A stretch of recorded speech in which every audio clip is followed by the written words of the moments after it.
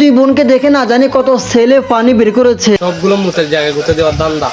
হাজব্যান্ডকে খুশি করার জন্য দুই বোন মিলে এত কষ্ট করে রান্না করতেছি। আর আসলে আমি বুঝতেছি না হাজবেন্ডকে খুশি করার জন্য দুই বোন এত কষ্ট করে কেন, নাকি দুই বোনের জামাই একটা।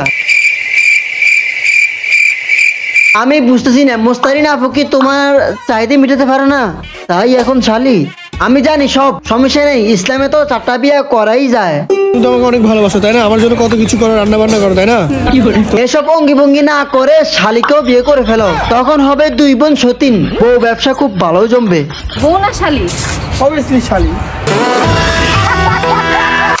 মানে বউকে বেশি সুন্দর লাগতেছে না শালিকে? বাংলাদেশি শালি ইজ দ্য বেস্ট। এর উপর আবার মোস্তারিন আপুর একটা সমস্যা আছে, সে সবসময় খাটে খেলে মাঠে খেলতে চায় না, তাই সবসময় ভিডিও করার সময় মুখটা ঢেকে রাখে। সে নিজেকে পর্দাশীল মনে করতে চায়। এখন মোস্তারিন সুলতানা আপু যদি মুখটা ঢেকে নিজেকে পর্দাশীল মনে করে, তাহলে এরাও তো পর্দাশীল। শুধু হিজাব পরলে যে পর্দাশীল বিষয়টা এমন না, তাহলে এরাও পর্দাশীল হতো। আমার সাদা মনে একটা প্রশ্ন, মোস্তারিন আপু তার স্বামীর সামনে সবসময় মুখটা ঢেকে রাখে, তার বোন আফিয়া সবসময় মুখটা খুলে রাখে, তাহলে মোস্তারিন আপুর যে আমার মনে খারাপ চিন্তা আসতেই তো পারে, এটা তো স্বাভাবিক। হ্যাঁ আমি এই মোস্তারিন আপুকে নিয়ে আগেও একটা ভিডিও করেছি। আমার ওই ভিডিওর কমেন্টে মোস্তারিন আপুর ফ্যানরা আমাকে কি বলে, আপনার ভিডিওগুলো তো শুধু মানুষের নামে গীবত করেন, আগে নিজের দোষ ডাকেন, পরে অন্য দোষ তাকে ধরিয়ে দিন, সমালোচনা করে তো আপনিও গুনাহগার হচ্ছেন। না আসলে খুব ভালোই কথা বলেছে। আমি নাকি মানুষের নামে গীবত করি, আমারও নাকি অনেক গুনাহ হবে। আচ্ছা ঠিক আছে, আমি আর মোস্তারিন আপুকে নিয়ে কিছু বলবো না, যদিও মোস্তারিন আপু আমার ক্রাশ। সরি, শুধু মুস্তারিন আপু না, অনলাইন জগতে যত মেয়ে আছে সবগুলো আমার ক্রাশ।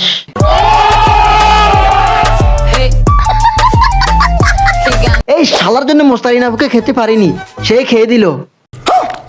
সরি, মানে বিয়ে করতে পারিনি, সে বিয়ে করে ফেললো। অনেক কষ্ট পেলাম, তারপরে ভাবলাম মুস্তারিন আপুকে তো পাইনি, তার বোনকে তো পাওয়ার আশা করা যায়, কারণ আশাই বাদে চাষা। কিন্তু এখন আমার মনে হচ্ছে মুস্তারিন আপুর বোনকেও এই শালা বিয়ে করে নিবে। তুমি প্রেম করতে সাফিয়া, এটা কি সত্য? একটা প্রেম করতেছি। অবশেষে এইটা কপালে জুটলো না। দিন শেষে আল্লাহ যা করে ভালো জন্য করে। আমি জীবনে এমন কিছু করব যাতে কখনো বোর দেহ বিক্রি করে না খেতে হয়। একটা হাতের কবজি দেখে আপনি একটা মেয়ের প্রেমে পড়তে পারেন, ভালো লাগতে পারে। আপনার কেন মনে হলো উনি যে দেহ ব্যবসায়ী? মানুষের বিষয়ে খারাপ কথা না বললে কি আপনার ঘুম হয় না? আমার আগের ভিডিওতে আমি মোস্তারিন আপুকে দেহ ব্যবসায়ী বললাম, আর এই কথা বলার জন্য তার ফ্যানরা চেতে গেল। এখন আমরা কথা হচ্ছে দেহ ব্যবসায়ীদেরকে দেহ ব্যবসায়ী বলবো না কি বলবো, নাকি গরু ব্যবসায়ী বলবো? শুধু মুখটাই তো দেখায় না, আর সবকিছু তো দেখায়। এখন আমি যদি বলি মোস্তারিন আপু খুব ভালো, তাহলে এরাও তো প্রকাশ পড়ে এরাও ভালো।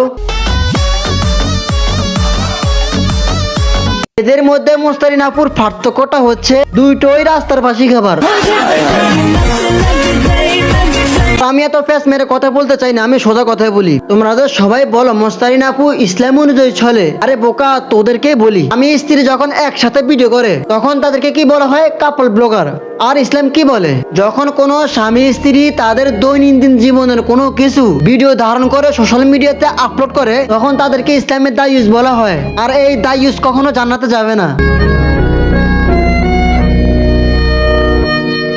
এখন মোস্তারিন আপু ফেস ডাকো যাই করো, কাপল ব্লগিং তো করোই তাই না? তুমি যেমন অপরাধী, আর যেসব কাপল ব্লগাররা মুখ খুলে ভিডিও করে তারাও সেম একই অপরাধী। মানুরে ও সুন্দর মানু, বন্ধু যদি আমার ভ্রমর হইতো, একই বারে লই যারে আই তোরা দি। সবাই কিন্তু একই, যেমন পায়খানা যতই ঢেকে রাখো গন্ধ লাগবেই। ইস, কত সুন্দর ভাবে রাস্তা চুমু খাচ্ছে। ইস, আজকে যদি কেউ আমাকে এভাবে চুমু দিত। গাইস দেখেন আমার ছোট বোনও কি সুন্দর করে হিজাব পরছে। তোমার বোন হিজাব পরে, তুমি হিজাব পরো, খুব ভালো কথা। এগুলো কি পাবলিকে এসে দেখানো লাগে? আসলে হিজাব পরো কি পাবলিককে দেখানোর জন্য, নাকি আল্লাহকে খুশি করার জন্য, নাকি এসব বংশং ভিডিও করে টাকা কামানোর জন্য? এটা হচ্ছে আমার শালির ব্যাগ, শালার ব্যাগ পরে আছে, শালার ব্যাগ নিব না। একই খাবার তো বারবার পছন্দ না, তাই এখন শালিকে ধরছে। আসলে কি আর বলবো, কচি জিনিস তো সবারই পছন্দ। তুমি যদি পাঞ্জা খেলায় আমার সাথে জিতো তাহলে যা চাওয়া তাই তোমাকে দিব, ঠিক আছে? হ্যাঁ দুলা ভাই কি বলতেছে, পাঞ্জা খেলা না, শুধু বলতে তুমি এক রাত আমার সাথে থাকো, তুমি যা চাইবে তাই দিব। শালি কিন্তু সাথে সাথে রাজি হয়ে যেত। এখন তো শুধু হাত ধরেছ, তখন কিন্তু শুধু হাত না, পুরো শরীরটাই ধরতে পারতে। সব মেয়েদের উচিত এভাবে তার স্বামীর সেবা করা। সব মেয়েরা শিখো কিভাবে স্বামীর সেবা করতে হয়, বিয়ের পর কাজে আসবে। সরি এগুলা না, কিভাবে কাপড় ব্লক করতে হয়, কিভাবে বোর দেহ বিক্রি করে খেতে হয়, এগুলোই শিখো।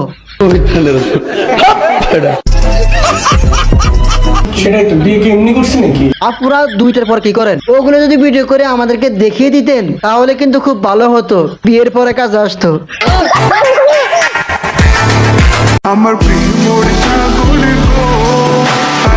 এ আপু সি সি সি, কার হাত ধরে ঘুরো? এ ছেলের হাত ধরে না ঘুরে, আমার হাত ধরে একটু ঘুরো।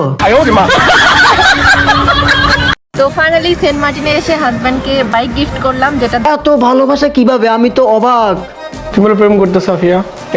প্রেম তো করতেছে তোমার সাথে, বিয়ে করে বউ ব্যবসাটা আরো শক্ত করো, তখন হবে 2 বোন সতীন। আরে টিকটকার কি আজব তো, বউ বলতে লজ্জা পায়, তাই এখন টিকটকার বলে ডাকে। তোমার হাজব্যান্ড কি করে?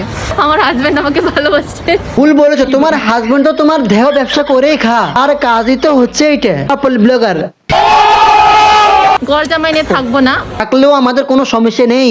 ও হচ্ছে ওর বাবা মায়ের একমাত্র ছেলে, আমি আমার বাবা মায়ের একমাত্র মেয়ে। তো তুমি যদি তোমার মা বাবার একমাত্র মেয়ে হও, তাহলে এই মেয়েটাকে গাইস দেখেন আমার ছোট বোনও কি সুন্দর করে হিজাব পরছে। যাকে তুমি সব সময় তোমার ছোট বোন বলো, এই মেয়েটাকে হাজব্যান্ডকে খুশি করার জন্য 2 বোন মিলে এত কষ্ট করে রান্না করতেছি। তাহলে কি সত্যি এই মেয়েটা তোমার সতীন? তো সবাই কমেন্টে বলেন মোস্তারিন আপু যেহেতু বলেছে তার মা বাবার একমাত্র মেয়ে, সে এই মেয়েটাকে হতে পারে? সবাই কমেন্টে বলবেন। আজকের ভিডিওটা পর্যন্ত, আশা করি সবার কাছে খুব ভালো লেগেছে। দেখা হবে পরবর্তী ভিডিওতে। Thanks for watching. আল্লাহ হাফেজ, আসসালামু আলাইকুম।